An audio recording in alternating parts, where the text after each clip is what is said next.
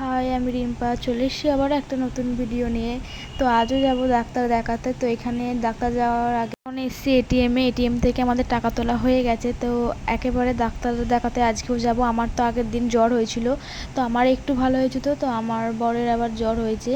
তো একদিন মাছ আনতে গিয়ে বৃষ্টিতে ভিজে গিয়েছিলাম, তো সেই কারণেই জ্বর হয়েছে। তো জ্বরটা দেখছি অনেক দিন ধরেই হয়েছিল, ছাড়ছেই না।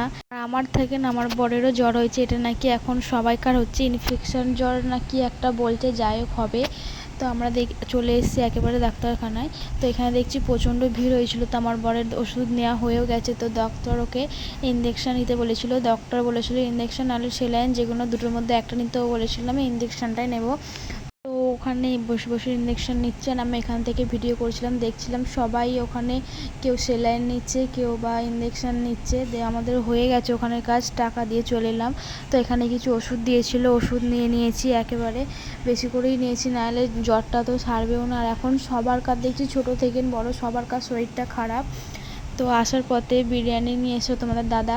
তো এখানে না বিরিয়ানিগুলো ঠিক সেরকম ভালো না, মোটা মোটা চাল, বিরিয়ানিগুলো খেতেও ভালো না। ওখানে যেমন